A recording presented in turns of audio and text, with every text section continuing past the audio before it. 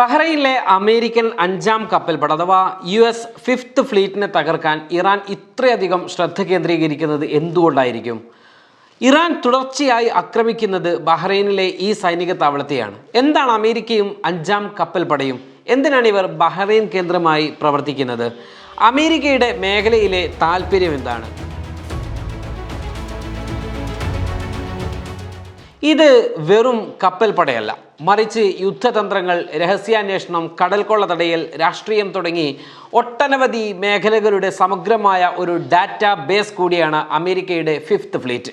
ലോകത്തെ മൊത്തം എണ്ണയുടെ 90% കടന്നു പോകുന്നത് ഈ നാവിക ബേസ് നിലനിൽക്കുന്ന ഫിഫ്ത്ത് ഫ്ലീറ്റിന്റെ പരിധിയിലൂടെയാണ്. ഗൾഫ് മേഖല, ചെങ്കടൽ, ഒമാൻ കടൽ, അറേബ്യൻ കടൽ, ഇന്ത്യൻ മഹാസമുദ്രത്തിന്റെ ഭാഗങ്ങൾ തുടങ്ങി 21 രാജ്യങ്ങളിലായി വ്യാപിച്ചു കിടക്കുന്ന ഏകദേശം 65 ലക്ഷം ചതുരശ്ര കിലോമീറ്റർ പ്രദേശം ഈ കപ്പൽപ്പടയുടെ പരിധിയിൽ വരുന്നു എന്നതും ശ്രദ്ധേയമാണ്.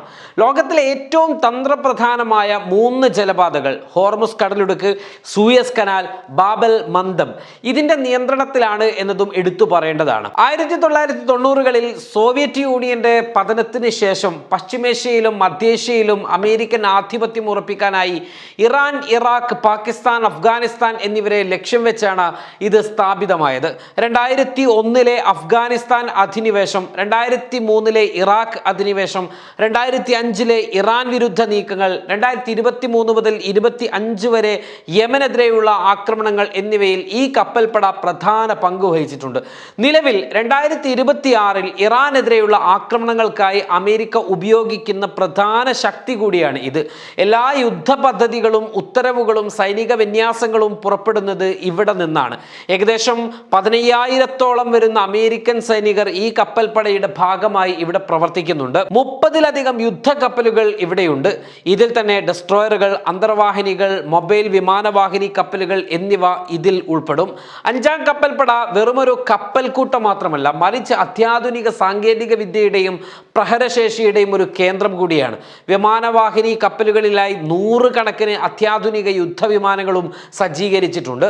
കപ്പലുകളിലും വിമാനവാഹിനികളിലുമായി 5000-ലധികം അത്യാധുനിക മിസൈലുകൾ ശത്രുവിനെ നേരിടാൻ സജ്ജമാണ്.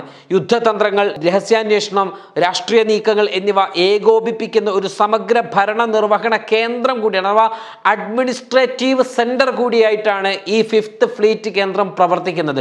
എന്ന് വെച്ചാൽ അമേരിക്കയുടെ മറ്റൊരു സംസ്ഥാന പദവി പോലെയുള്ള ഒരു പദവി എന്ന് പറയാൻ പാടില്ലെങ്കിൽ പോലും അത്തരത്തിലുള്ള ഒരു ശ്രദ്ധേയമായ ഭരണസിരാ കേന്ദ്രം പോലെ പ്രവർത്തിക്കുന്ന വളരെ തന്ത്രപരമായ ഒരു കേന്ദ്രം എന്ന് നമുക്ക് അതിനെ വിശേഷിപ്പിക്കാം. ഏകദേശം 65 ചതുരശ്ര കിലോമീറ്റർ പ്രദേശം നിരീക്ഷിക്കാനും നിയന്ത്രിക്കുവാനുമുള്ള ശേഷി ഈ കപ്പൽപ്പടക്കുണ്ട്. തന്ത്രപ്രധാന നിയന്ത്രണം എന്നത് ലോകത്തെ എണ്ണ വ്യാപാരത്തിന്റെ 90% കടന്നു പോകുന്ന ഹോർമുസ് കടലിടുക്ക്, സൂയസ് കനാൽ, ബാബൽ മന്ദബ് എന്നീ 3 പ്രധാന ജലപാതകളുടെ സുരക്ഷ ഉറപ്പാക്കുന്നത് ഈ സൈന്യമാണ്.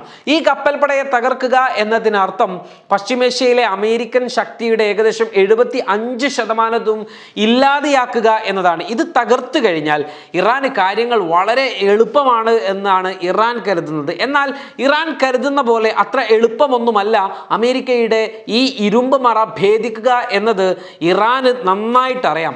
നിലവിലെ സാഹചര്യത്തിൽ ഇറാൻ ഈ കേന്ദ്രത്തെ ലക്ഷ്യം വെക്കുകയും അവിടുത്തെ ചില റഡാറുകളും ലോജിസ്റ്റിക് ഉപകരണങ്ങളും തകർക്കുന്നതിൽ വിജയിക്കുകയും ഒക്കെ ചെയ്തിട്ടുണ്ട്. മിസൈലുകളെ പ്രതിരോധിക്കാനോ ദിശ മാറ്റാനോ കഴിയാത്ത വിധം ഈ കപ്പൽപ്പട ഇപ്പോൾ കടുത്ത ആക്രമണങ്ങൾ നേരിടുകയുമാണ്.